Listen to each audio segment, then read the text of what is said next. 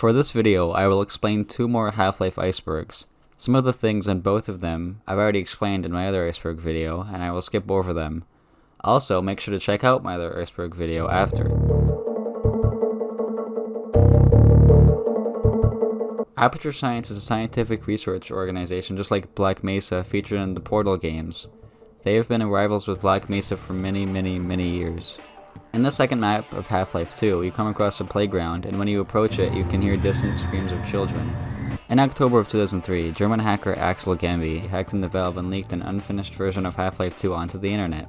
This leak contains many maps, and I have a separate video about it if you are interested. G-Man is a very mysterious character who hires Gordon in Half-Life 1 and stalks him throughout all of the games. He has a briefcase, and the player is never directly shown what is in it. Spoilers! Except for at the end of Half-Life, ALYX, where G-Man gives you his briefcase and you get sent to the future. Epistle 3 was the title of a blog post made by series writer Mark Laidlaw. After reading it, it becomes obvious that this was supposed to be the story of Half-Life 2 Episode 3, the game that was never released. This is a theory that I think to be true because when you visit Zen in Half-Life, you see the bodies of people wearing HEV suits. Also, when you go to Zen and Blue Shift, there is some technology made by Black Mesa that you activate. In Half-Life 2, at the end of chapter Water Hazard, if you go through a pipe filled with toxic water, you get to meet a Vortigaunt who says many things about Black Mesa, G-Man, and the Island. This is an argument that Wallace Breen, Earth's administrator, isn't a bad guy. If you didn't know, Breen was the main man who made a deal with the Combine to prevent them from destroying Earth as long as the human race could be used as slaves. The argument could be valid, as you could say that Breen had no other options, but I disagree. In Opposing Force, you see G-Man activate a nuke, aka the Mark IV thermonuclear device, which was previously deactivated by you, the player. Throughout Half-Life 2 in the episodes, you can see a couple on a couch talking to each other and comforting each other. In a secret room in Episode 2, you can see two skeletons on a couch, most likely the couple. This is a theory that even though the host body is being controlled by a headcrab, they are still conscious. Proof of this would be that the zombies scream in English and the fact that they can still see and hear their surroundings. Half-Life 3 is the game that was never released, and the game that went through many stages of development. I will most likely make a video about it, and you can already find many videos about it on YouTube. The Steam Pipe update was an update for older Source Engine games that were supposed to make the game load faster. It did, however, break a lot of mods for Half-Life 2 and a fix would need to be applied to make mods work. There was a way to launch Half-Life ALYX in non-VR mode, although the whole campaign cannot be beaten without cheats. Gmod 2, aka Sandbox, is a game being developed by Gary Newman, creator of Gary's Mod. He was recently given access to Source 2, so the game will most likely come out on Source 2 in VR or with VR support. The songs Miscount Detected, Headhumper, Combine Harvester, and Biozeminide Fragment are not played at any time during the Half-Life 2 single-player campaign.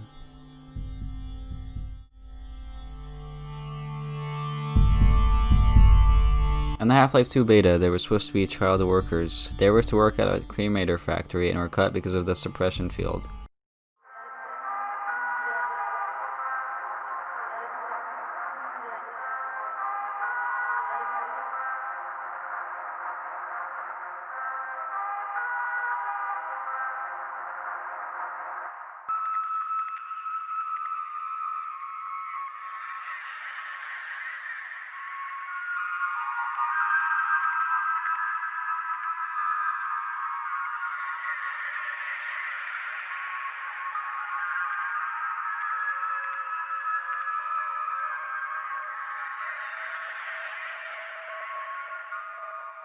Get Your Free TVs was the name of a test level created by Valve in 2000. There was only one screenshot of it, and it shows a gas mask citizen running while holding a TV. It is assumed that the map had you going through the streets of City 17 while citizens and Metro cops were fighting. This is a theory that G-Man is an advisor. Advisors are part of the Combine race and are thought to be the ones who push the Combine to Earth. I do not think this is true, however.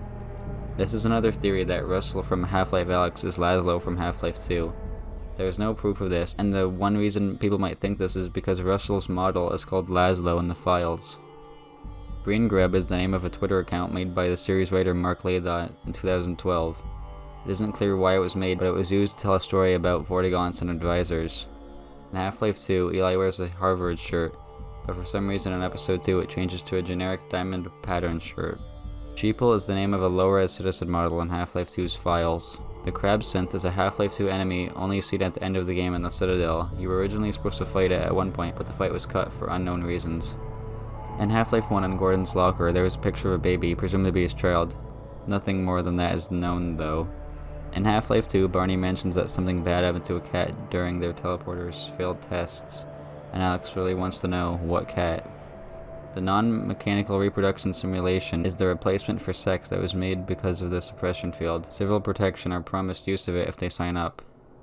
Prospero was the name of another Valve project that was supposed to be released shortly after Half-Life. It did, obviously, never come out, but was supposed to be a third-person action-adventure game. During a couple parts of Half-Life Opposing Force, you can see Gordon Freeman. The cinematic mod is a mod for Half-Life 2 that overhauls the visuals and changes the art style drastically. There is a divide in the community, some like the cinematic mod and some don't. Face map references refers to the pictures of people's faces that were used as a baseline to model Half-Life 2's character models. In Half-Life 1, Gordon has a ponytail. Hunt Down the Freeman was an awful Half-Life fan game released in 2018. That's all that needs to be said.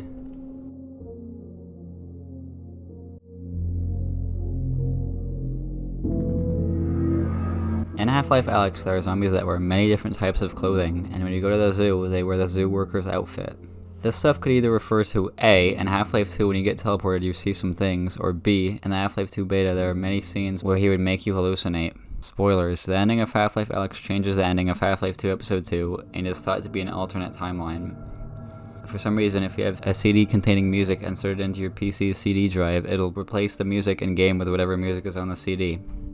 In Half-Life 1, if you don't accept G-Man's offer at the end, he was supposed to say, "Your personal holocaust." The personal holocaust refers to Gordon killing many creatures from Zen. This is a theory that everything that happens in Half-Life is a simulation. I will leave a link to a discussion about it in the description.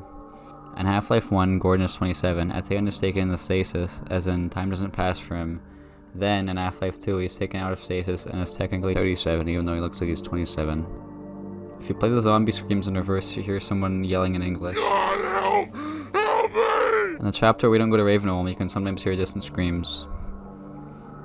Episode 4, Return to Ravenholm, was a game developed by Arcane Studios and never saw the light of day. Although, recently, in a documentary by NoClip, they got into a lot of detail about it.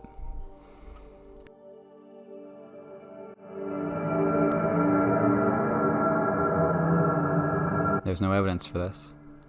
This is a theory that G-Man is supposed to be Valve. Whenever they have something to show the community, they take them out of stasis and show it to them. Another correlation would be the fact that G-Man is mysterious, and so is Valve. These maps do not exist on Half-Life 2's files. When you play through the game, the map goes from D1 Canals 03 to D1 Canals 05, and from D2 Coast 05 to D2 Coast 07.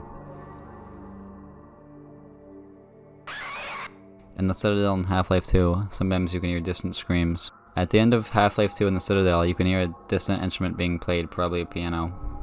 This is saying that Gordon Freeman has no free will, which is true in many cases. He is controlled by the player and is heavily influenced by the G-Man. This is another thing that is most likely true. Because of how powerful the Combine is, no matter how hard the Rebellion fights, they can never win against the Combine.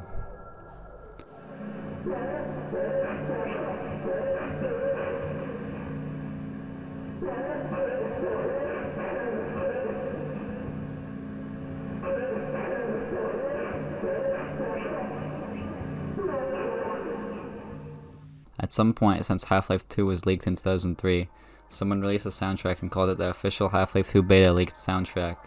It is, however, fake, and it was made by mashing songs from other games' soundtrack into one. This is a theory that the Citadel from Half-Life 2 is alive. Proof of this would be that you can see it moving and expanding, taking over more of the city. This is, however, probably false.